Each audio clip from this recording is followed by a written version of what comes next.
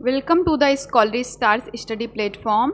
आज के इस वीडियो में हम लोग क्लास 6 का चैप्टर नंबर 7 कवर करने वाले हैं, जिसका नेम है motion and measurement of distances. Old NCERT में ये चैप्टर नंबर 10 है। इनर कंटेंट दोनों में ही सिमिलर है। वीडियो को स्टार्ट करते हैं। वीडियो के स्टार्टिंग में एक जनरल डिस्कशन हो रहा है बच्चों के बीच में बूझो और पहेली की क्लास में। और डिस्कशन इस बात को लेके हो रहा है कि समर वेकेशन में जो गर्मियों की छुट्टी हुई थी उसमें कौन कहाँ घूमने गया था। फर्स्ट लाइन की जो मीनिंग निकल के आती है कि एक जनरल सा डिस्कशन हो रहा है बच्चों के बीच में बूझो और पहेली की क्लास में कि जो समर वेकेशन हुआ था उसमें कौन कहाँ घूमने गया था। कुछ ने बताया कि वो अपने नेटिव विलेज गए थे घूमने, और क्या मतलब अपने पुश्तैनी गांव गए थे घूमने। कैसे गए थे? पहले ट्रेन से गए, दिन बस से गए और फाइनली बुलॉक कार्ट बैलगाड़ी का यूज़ करके वो आगे अपने नेटिव गांव तक पहुँचे हैं। ठीक है। सेकेंड लाइन की मीनिंग ये हुई कि कुछ बच्चों ने कहा कि वो अपने नेटिव गांव गए थे घूमने, पहले ट्रेन से गए, फिर बस से गए और फाइनली बैलगाड़ी से वो पहुंच गए गांव। उनमें से एक बच्चे ने कहा कि उसने ट्रैवलिंग कैसे की? एरोप्लेन से की। जबकि कुछ ने कहा कि उन्होंने अपने हॉलीडेज़ के बहुत सारे दिन अपने अंकल की बोट में फिशिंग ट्रिप प्लान करके बिताई है। आई होप फर्स्ट पैराग्राफ की मीनिंग आप लोग को क्लियर हो कि बूझो और पहेली की क्लास में बच्चों के बीच में जनरल डिस्कशन हो रहा है कि इस बार जो समर वेकेशन हुआ था उसमें कौन कहाँ घूमने गया था। तो एक बच्चे ने बोला कि वो अपने नेटिव विलेज गया था, अपने पुश्तैनी गांव गया था घूमने। तो जब वो अपने गांव जा रहा था तो पहले उसने ट्रेन से ट्रैवलिंग करी, फिर बस से करा और फिर बुलॉक कार्ट बैलगाड़ी में बैठ के वो अपने गांव तक पहुंच गया। तो एक बच्चे ने बोला कि वो एरोप्लेन से ट्रैवलिंग करा है, और इसी तरीके से जो बाकी बच्चे थे उनमें से भी बहुत सारे ने बोला कि वो अपने अंकल के बोट में बैठकर फिशिंग ट्रिप प्लान किए थे। अब जब ये सारे बातें हो रही थी तो फिर क्या हुआ, चलिए देखते हैं क्या हुआ कि the teacher then asked them to read newspaper article that mentioned about small wheeled vehicle that moved on the soil of Mars and conducted experiments। कह रहे हैं कि अब टीचर ने उनको न्यूज़पेपर का एक आर्टिकल पढ़ने के लिए बोला, और पढ़ने के बाद जब बच्चों ने उस न्यूज़पेपर का जो आर्टिकल था उसको पढ़ लिया तो उन्होंने उनसे क्वेश्चन पूछा कि ये जो मेंशन है ऑलरेडी स्मॉल व्हील्ड व्हीकल जो कि मार्स के मतलब मंगल ग्रह के पर लैंड किया है, उसके ये जो व्हील्स हैं वो इतने स्मॉल क्यों हैं, आप बताइए। और these vehicles are taken by spacecraft all the way to Mars.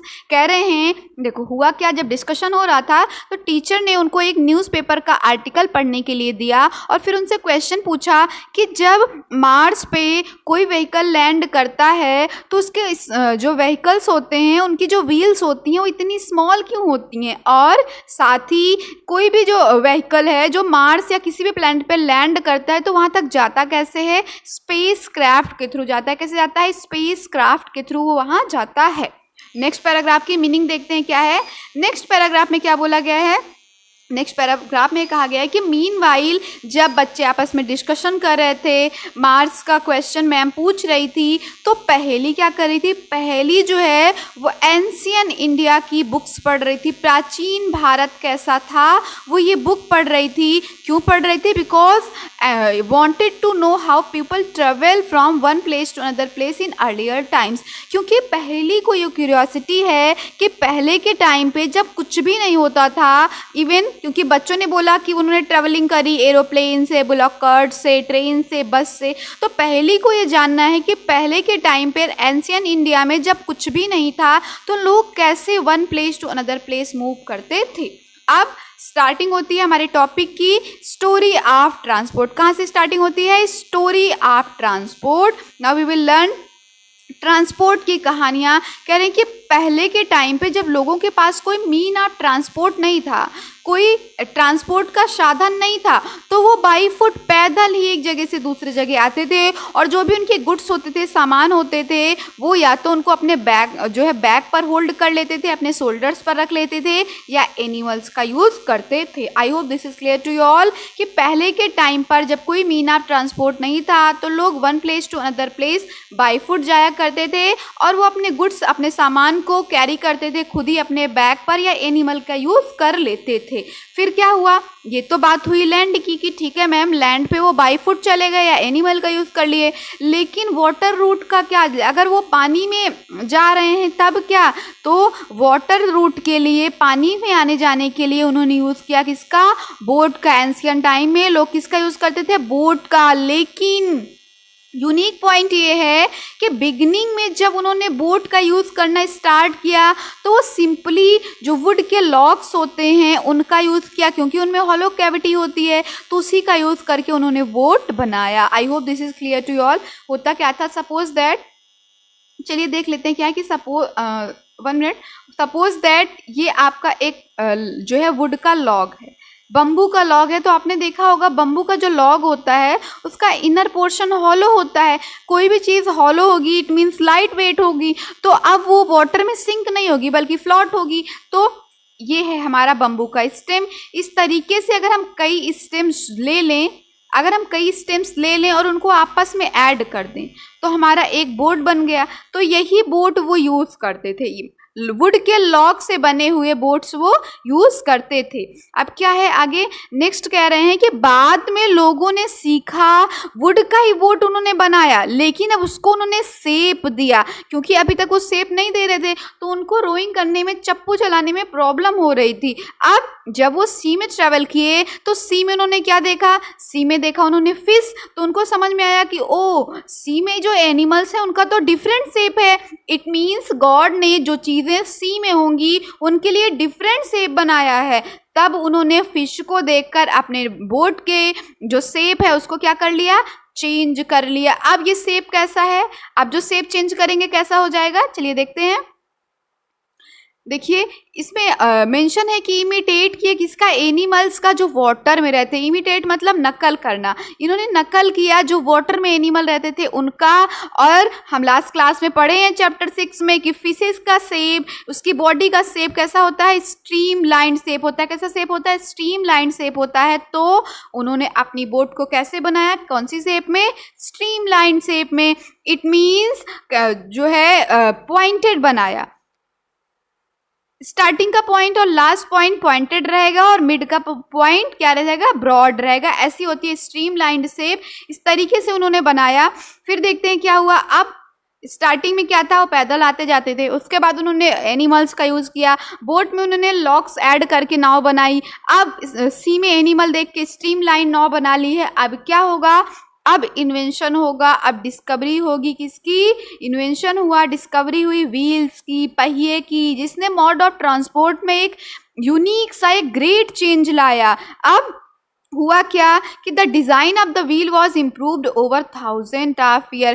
कह रहे हैं कि लेकिन व्हील की तो डिस्कवरी हो गई, उसका तो इन्वेंशन हो गया, लेकिन उसके डिज़ाइन को इम्प्रूव करने में और ज़्यादा बेटर बनाने में उनको 1000 ऑफ ईयर लग गया। एक्चुअली हुआ क्या कि पुराने टाइम पे लोग व्हील का यूज़ करते थे, लेकिन वो स्टोन के रहते थे, पत्थर के रहते थे या मेटल के वो बना लेते थे, जो बहुत वेट में जो है बहुत ज़्यादा वेटेड रहते थे, तो एनिमल उसको पुल नहीं कर पाते थे। अगर हम उसको कार्ट बना लेंगे, बैलगाड़ी वगैरह बना लेंगे, तो एक तो बैल का अपना वेट, दूसरा आपका वेट, आपके लगेज का वेट, गुड्स का वेट, और ऊपर से व्हील जो स्टोन्स के हैं उनका वेट, तो वेट बहुत ज़्यादा हो जाता था। तो मीन ऑफ ट्रांसपोर्ट में उतना ईज नहीं होता था। तो जो पत्थर का यूज़ करके वो पहिए बनाए, जो मेटल्स का यूज़ करके बनाए, उसको थोड़ा इम्प्रूव किए, अब वुड का बनाने लगे, लकड़ी का बनाने लगे। फिर थोड़ा और इम्प्रूवमेंट हुआ, तो अब के टाइम में देखिए अब रबर के टायर्स आने लगे हैं। तो वही कह रहे हैं कि डिज़ाइन में, व्हील के डिज़ाइन को इम्प्रूव करने में इनको 1000 ऑफ ईयर लग गया। फिर अब व्हील जब बन गया तो एनिमल क्या करता था, इजीली उसको पुल करता था व्हीकल को, और आराम से लोग बैठ के एक जगह से दूसरे जगह आते जाते थे। फिर आगे क्या हुआ, चलिए देखते हैं। Until the beginning of 19th century, अब 19th सेंचुरी आते आते लोग डिपेंडेंट हो गए थे किस पे, एनिमल पावर्स पे। किस पे, एनिमल पावर्स पे। वो एनिमल्स पावर पर डिपेंड हो गए थे one place to another place जाने आने के लिए।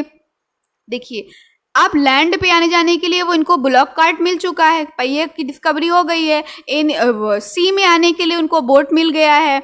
फिर क्या होगा, अभी थोड़ा और इन्वेंशन करेंगे किसका, स्टीम इंजन का। एक नया सोर्स लाए पावर का, वो क्या था, स्टीम इंजन। मैम कैसे स्टीम इंजन से वो जो है व्हीकल चलाया। देखो एक्चुअली होता क्या है कि अगर प्रेशर कुकर में आपने देखा होगा स्टीम में इतनी पावर होती है, कुछ सीटी जो होती है अप डाउन हो जाती है उसको।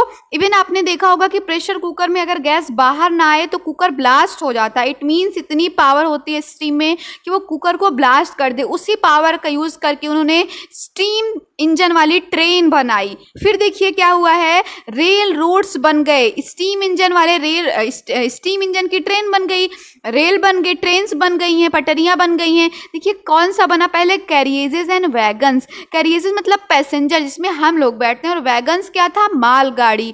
तो पैसेंजर और मालगाड़ी वाले स्टीम इंजन से बने ट्रेन अब बन चुके हैं। फिर क्या हुआ आगे देखते हैं। फर्दर मेंशन है कि बाद में अब ऑटोमोबाइल्स आ गए। ऑटो मतलब सेल्फ, मोबाइल मतलब मूव करने वाले। अब खुद से मूव करने वाले व्हीकल्स आ गए हैं। अब जो बोट है उसपे मोटर फिट है, मोटराइज्ड बोट्स आ गई हैं, और शिप आ गया है। ये सारे मीन्स ऑफ ट्रांसपोर्ट अब हम हमारे पास आ चुके हैं। अब 19वीं सेंचुरी में जब थोड़ा और डेवलपमेंट हुआ तो किस चीज़ का हुआ, अब भाई साहब आ गया एरोप्लेन। अब हम उड़कर जाएंगे, एरोप्लेन आ गया है। अब थोड़ा और इम्प्रूवमेंट हुआ है पैसेंजर वाली ट्रेन्स का, और वैगन्स मतलब गुड्स को लाने और ले जाने वाली ट्रेन्स का। अब इलेक्ट्रिक ट्रेन्स आ गई हैं, इलेक्ट्रिक से चलने वाली ट्रेन्स। मोनोरेल्स, मोनोरेल्स मतलब एक पटरी पर जो ट्रेन चलती है। या अगर आप देखेंगे गूगल करेंगे तो ये ज़्यादातर जो कंजेस्टेड एरियाज होते हैं, महाराष्ट्र वगैरह जहाँ स्पेस थोड़ा कम होता है, वहाँ पे सिंगल पटरी वाली ट्रेन चलाई जाती हैं। और एक बात समझ के रखना कि इसमें जो है वो ज़्यादा कंपार्टमेंट नहीं होते, ज़्यादा डब्बे नहीं होते, सिर्फ 4-5 ही रहते हैं। उसी में इनका काम, ये दिखने में मेट्रो ट्रेन जैसे होती है, इवन होती भी मेट्रो ट्रेन जैसे है, बट एक पटरी पर चलती है। फिर सुपरसोनिक एरोप्लेन आ गया है। सुपरसोनिक एरोप्लेन क्या है, मतलब आपकी आवाज से भी ज्यादा स्पीड से चलने वाला एरोप्लेन आ गया है। और 19वीं सेंचुरी तक क्या आ गया भाई, स्पेस क्राफ्ट आ गया है, जिससे स्पेस में व्हीकल मूव करेंगे। नेक्स्ट क्या है, चलिए देखते हैं। कह रहे हैं कि अभी जो ये फिगर है मोड ऑफ ट्रांसपोर्ट का, जो अभी हमने देखा था, अगर आपको उसको करेक्ट ऑर्डर में लगाना हो तो आप किसको पहले रखोगे, ये आपके लिए क्वेश्चन है, ये आप करके बताएंगे। लास्ट में मैं इसका आंसर आपको बता दूंगी इसी वीडियोस में। आगे देखते हैं क्या है। कह रहे हैं कि are there any of the early modes of transport that are not use in today. क्या क्या आप सोच के ऐसा कोई मोड ऑफ ट्रांसपोर्ट बता सकते हो जो पहले के टाइम पर तो यूज होता था लेकिन अब बिल्कुल भी यूज नहीं होता। आप कहोगे मैं ब्लॉक कार्ट, बैलगाड़ी, तो ऐसा नहीं है। कैमल, ब्लॉक कार्ट, ये सब कहीं ना कहीं तो आपको देखने को मिल ही जाएंगे। आई थिंक एक है पैलेंक्विन, जिसको हम पालकी कहते हैं, जो मोड ऑफ ट्रांसपोर्ट अब नहीं है, मीन ऑफ ट्रांसपोर्ट में यूज नहीं होता है। इसका आंसर हो जाएगा पैलेंक्विन, पालकी। चलिए आगे फर्दर मूव करते हैं। फर्दर हमारा क्या है, how for have you travelled. आपने कितनी दूर तक यात्रा की है, ट्रेवलिंग करी है, या आप जिस डेस्क पर बैठते हो पढ़ने के लिए, स्कूल में जब जाते हो अपनी क्लास में बैठते हो, तो जिस आप डेस्क बेंच पर बैठते हो उस डेस्क की विड्थ कितनी है, चौड़ाई कितनी है। लोग कैसे जानते हैं कि उन्होंने कितनी दूर तक ट्रेवलिंग करी है, उनको पता कैसे चलेगा। How will you know whether you can walk all the way up to your school or whether you will need to take a bus or rickshaw to reach your school। कह रहे हैं कि आपको कैसे पता चलेगा कि आपको सपोज दैट अपने होम से स्कूल जाना है तो आप वॉक करके जाओगे या बस लोगे या रिक्शा लोगे या ऐसे पैदल ही चले जाओगे, आपको कैसे पता चलेगा। इसका आंसर होगा बाय मेजरमेंट। जब हम कोई चीज़ मेजर करेंगे तभी तो हमें पता चलेगी। अगर वो डिस्टेंस 100-200 मीटर पे होगी तो हम पैदल ही चले जाएंगे, अगर 1 to 2 किलोमीटर होगी तो हम साइकिल ले लेंगे या रिक्शा ले लेंगे, या 5 to 10 या उससे भी ज़्यादा होगी तब हम बस का यूज़ करेंगे, 50 to 100 किलोमीटर होगी तो ट्रेन का यूज़ करेंगे, उससे भी ज़्यादा होगा तो हम एरोप्लेन का यूज़ कर लेंगे। ओवरऑल इट्स डिपेंड, डिस्टेंस पे डिपेंड करेगा और हम मेजरमेंट के थ्रू इसको पता करेंगे। फिर आगे कह रहे हैं कि सपोज दैट आपको किसी चीज़ को परचेज करने की नीड है, कोई चीज़ आपको खरीदनी है, तो आप मार्केट कैसे जाओगे। क्या ये पॉसिबल है कि आप मार्केट वॉक करके जाओ। तो ये डिपेंड करता है कि आपके अपने घर से आपका मार्केट जो है वो कितनी दूर पर है। ये डिपेंड, अगर डिस्टेंस ज़्यादा है तो आप कुछ ना कुछ ट्रांसपोर्ट से जाओगे किसी ना किसी, और कम है तो आप पैदल ही चले जाओगे। तो कह रहे हैं कि it is often important to know how far a place is, इसलिए ये जानना बहुत इंपॉर्टेंट हो जाता है कि आप जहाँ से मूव करना स्टार्ट कर रहे हो और आपका डेस्टिनेशन जहाँ पे है उसके बीच में डिस्टेंस कितना है, दूरी कितनी है। अगर आपको एक general we can have an idea, we can have an idea how we are going to reach that place, walk, take a bus or a train, a ship, an aeroplane or even a spacecraft। अगर आपको पता चल जाए कि आपको जहाँ जाना है उसका डिस्टेंस कितना है तो आपको आइडिया लग जाएगा कि आप किसके थ्रू जाओगे, वॉक करके जाओगे कि बस से जाओगे, ट्रेन से जाओगे, शिप से जाओगे या एरोप्लेन से या भाई स्पेस क्राफ्ट का यूज़ करके जाएंगे। Sometimes there are object whose length or width we need to know. कभी कभी ऐसा होता है कि कुछ ऐसे ऑब्जेक्ट्स होते हैं जिनकी लेंथ और विड्थ को पता करना हमारे लिए बहुत ज़्यादा ज़रूरी हो जाता है। अब हुआ क्या, बूझो और पहली के क्लासरूम में एक लार्ज डेस्क है जिसको दो बच्चे आपस में शेयर करते हैं, दो बच्चे साझा करते हैं। अब बूझो और पहली भी एक डेस्क जो है वो शेयर करते हैं, बट वो फ्रिक्वेंटली हमेशा आपस में लड़ते रहते हैं। और किस बात पे, बूझो कहता है कि पहली तुमने ज़्यादा स्पेस लिया है और पहली कहती है कि बूझो तुमने ज़्यादा स्पेस लिया है। इस बात पे फाइटिंग होती रहती है। आगे देखिए क्या है। अब हुआ क्या, जब फाइटिंग हो रही थी उनके बीच में, जब उनके बीच में फाइटिंग हो रही थी तो टीचर ने सजेशन दिया, उनको एक सजेशन दिया और टीचर के सजेशन पे उन्होंने डिसाइड किया, क्या डिसाइड किया कि वो डेस्क की लेंथ को मीज़र करेंगे। क्या मीज़र करेंगे?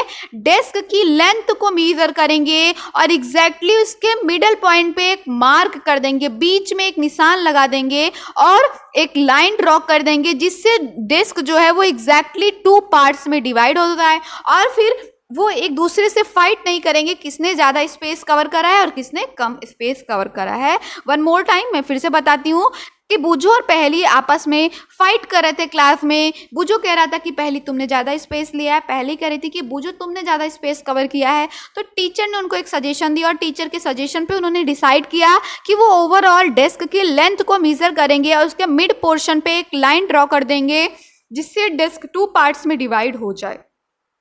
अब आगे कह रहे हैं कि वो दोनों ही गिल्ली डंडा के बहुत ज़्यादा शौकीन थे। अब वो अपने फ्रेंड के साथ गिल्ली डंडा खेलना बहुत पसंद करते थे, इसलिए बूझो गया और एक गिल्ली और एक डंडा अपने साथ लेकर आया। अब वो गिल्ली और डंडा लेके क्या करेंगे, अपने डेस्क की लेंथ को क्या करेंगे भाई, मीज़र करेंगे। अब जब मीज़र करेंगे तो क्या होगा, जो डेस्क है वो क्या है, वो the desk seem to be having a length equal to 2 डंडा लेंथ एंड 2 लेंथ ऑफ गिल्ली। कह रहे हैं कि ऐसा लग रहा है कि जब वो डेस्क को मीज़र किए तो डेस्क का जो मेजरमेंट आया वो एग्जैक्टली 2 डंडा और 2 गिल्ली के इक्वल आया, उसी के बराबर आया। अब उन्होंने एक क्या किया, लाइन ड्रॉ किया एक गिल्ली और एक डंडा के बीच में। उन्होंने हैप्पली विथ खुशी खुशी लाइन ड्रॉ किया और डेस्क को गिल्ली और डंडा की हेल्प से इक्वली 2 पार्ट्स में डिवाइड कर दिया। फिर वो आराम से हाफ ऑफ स्पेस शेयर करके बैठने लगे। लेकिन प्रॉब्लम क्या हुई, कुछ टाइम के बाद वो लाइन जो थी वो क्या हो गई, वाइप्ड आउट, मिट गई। फिर अब क्या हुआ, बूझो फिर से गया और एक नया गिल्ली और डंडा का सेट लाया, क्योंकि पुराना वाला क्या हो गया था भाई, पुराना वाला खो गया था, पुराना वाला गायब हो गया था। अब उन्होंने फिर से जो नया वाला गिल्ली डंडा था उसका यूज करके डेस्क को मीजर करना स्टार्ट कर दिया। डेस्क को क्या किया, मीजर करना स्टार्ट कर दिया। अब क्या होगा, हेलो कह रहे हैं कि hello now when measured the new set of gilli and danda, the disc length seems to be about 2 danda length and 1 gilli length with a small length still left out. This is less than 1 gilli length. Now what? अब problem ये हुई कि पुराना वाला गिल्ली डंडा तो खो गया है, जो नया वाला गिल्ली डंडा वो ले करके आए, उसमें क्या हुआ कि नए वाले गिल्ली डंडा की लेंथ पुराने वाले गिल्ली डंडे की लेंथ के जैसे एग्जैक्टली सेम नहीं थी। अब जब मेजर किए तो लेंथ जो है वो 2 डंडे और एक गिल्ली के बराबर आ रही थी, और एक गिल्ली जब रखते थे, मतलब सेकंड वाली गिल्ली जब रखते थे तो वो फर्स्ट वाली गिल्ली के ऊपर आ जाती थी, मतलब एग्जैक्टली 2 पार्ट्स में डिवाइड नहीं हो पा रहा था। आप क्या करेंगे? What would you suggest Paheli and Boojho do to measure the length of whole disc? अगर आपको सजेशन देना हो तो आप बूझो और पहेली को क्या सजेशन दोगे कि कैसे वो डेस्क की लेंथ को मेजर करें? Can they use a cricket wicket and bail to measure the length, or do you think that this might create the similar problem? कह रहे हैं क्या आप उनको सजेशन दोगे कि क्रिकेट विकेट या बेल्स का यूज करके वो मेजरमेंट करें, या आपको लग रहा है कि इसका यूज करने से सेम वैसे ही प्रॉब्लम आएगी जैसे गिल्ली डंडा यूज करने पर आ रही थी? आप एक चीज है जो वो कर सकते हैं, क्या है कि वो एक स्मॉल लेंथ का धागा ले लें, स्ट्रिंग ले लें, स्ट्रिंग के दोनों पॉइंट्स को क्या कर दें? मार्क कर दें। अब पूरे स्ट्रिंग की लेंथ को मेजर कर लें, फिर क्या करें? उस स्ट्रिंग की हेल्प से पूरे डेस्क की लेंथ को, उसके विड्थ को मेजर कर लें। और अगर आपको डिस्टेंस में थोड़ा बहुत कहीं बचा हुआ दिख जाए तो आप क्या कर सकते हो? उसी स्ट्रिंग को फोल्ड कर सकते हो, एक बार उसको हाफ कर दो, फिर 1/4 कर दो, फिर 1/8 कर दो। इस करके जो बचे हुए पार्ट हैं आप उसको भी मेजर कर सकते हो और एग्जैक्ट लेंथ क्या कर सकते हो? डिस्क की स्ट्रिंग यूज करके पता कर सकते हो। You would say that they should use the scale in their geometry box, solve their problem of course. और आप कह सकते हो कि वो अपने ज्योमेट्री बॉक्स का यूज कर लें क्योंकि उनको उसमें स्केल मिल जाएगा और उनकी प्रॉब्लम सॉल्व हो जाएगी। Boojho has been reading about the way people use to measure distances. अब अभी तक पहली पढ़ रही थी, रीडिंग कर रही थी, अब प्रॉब्लम जब हो रही है, ना गिल्ली डंडा से काम बना ना स्ट्रिंग से काम बना, तो अब बूझो ने रीडिंग स्टार्ट किया कि पहले के टाइम पर लोग कैसे मेजरमेंट करते थे। अब कह रहे हैं हुआ क्या? There are so many occasion when we come across a need to measure length and distance. ऐसे बहुत सारे अवसर आते हैं, बहुत सारे ओकेजन्स आते हैं जब हमको किसी भी चीज़ की लेंथ या डिस्टेंस को मेजर करने की नीड पड़ ही जाती है। वो कौन कौन से ओकेजन है चलिए देख लेते हैं। अगर आप किसी टेलर के पास जाओगे अपना कपड़ा सिलवाने के लिए या अपना कुर्ता स्टिच कराने के लिए, उसको सिलवाने के लिए, तो मेजरमेंट की नीड तो होगी ही। टेलर क्या करेगा? आपकी लेंथ को, आपको आपके कुर्ते के लिए कितना कपड़ा चाहिए उसको मेजर करेगा। अगर आप एक कारपेंटर के पास जाते हो तो क्या करेगा वो? अगर आपको कबर्ड बनवाना है तो उसके लिए कितना वुड लगेगा, इवन वुड लगा तो उसकी कितनी हाइट होगी, कितना विड्थ होगा, ये सब मेजर करके ही तो आपको बताएगा। या you would need to make its door, या आपको डोर बनवाना है फिर भी कारपेंटर मेजर करके ही बताएगा।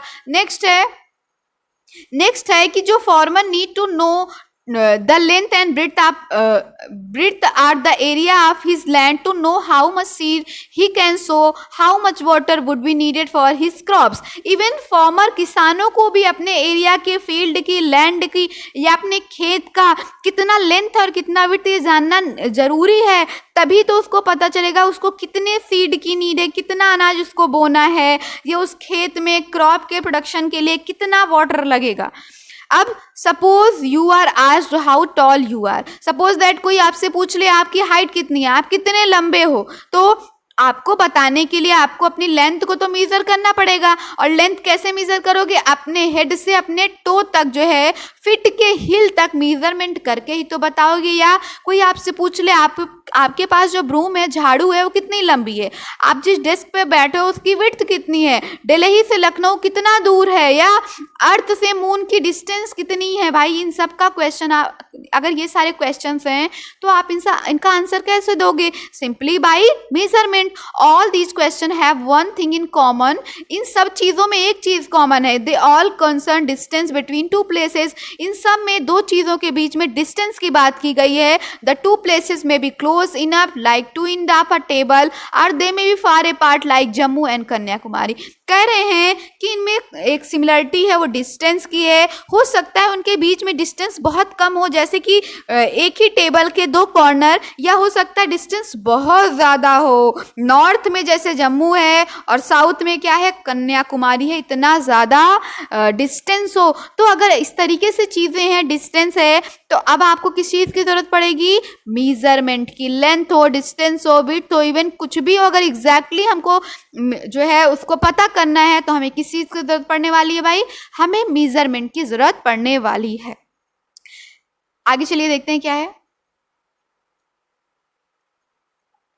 कह रहे हैं कि आपको एक ग्रुप में वर्क करना है और each of you do this activity one by one. और जो ये एक्टिविटी दी गई है ये आप वन बाय वन, ये आप सभी को करना है। और इस एक्टिविटी को करने के लिए जो आप ग्रुप में करोगे, यूज किसका करोगे भाई, अपने पैरों का, अपने फुट का यूज करोगे। अब आगे क्या है,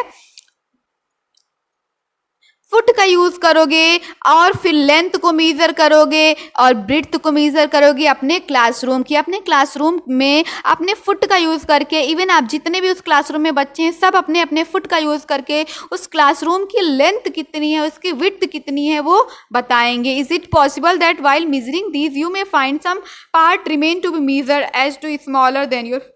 कह रहे हैं कि हो सकता है जब आप मेजर कर रहे हो अपने फुट से, अपने क्लासरूम की लेंथ और विड्थ को मेजर कर रहे हो, तो हो सकता है कुछ ऐसा पार्ट मिल जाए जहां स्पेस इतना कम हो। इवन आप सपोज दैट फुट से मेजर करते हुए आ रहे हो, तो जो लास्ट फुट आपको रखना है हो सकता है वो 1 फुट के बराबर स्पेस ना बचे, थोड़ी ही जगह बचे। तो आप वहां क्या यूज कर लोगे, आप वहां पे लेंथ को मेजर करने के लिए क्या यूज करोगे भाई, स्ट्रिंग का यूज कर लोगे। और फिर जब आप स्ट्रिंग का यूज करोगे तो स्ट्रिंग का यूज करके जो भी स्टूडेंट ने मेजर किया आपको उनका नेम यहाँ मेंशन कर देना है, लेंथ कितनी आई यहाँ मेंशन कर देना है और विड्थ को मेजर यहाँ पे कर देना है। आई होप इतना आपको क्लियर हुआ है। नेक्स्ट वीडियो में हम फर्दर जो है कंटिन्यू करेंगे। आज के वीडियो में बस इतना ही। अगर वीडियो पसंद आई हो तो वीडियो को लाइक और चैनल को सब्सक्राइब जरूर करिएगा।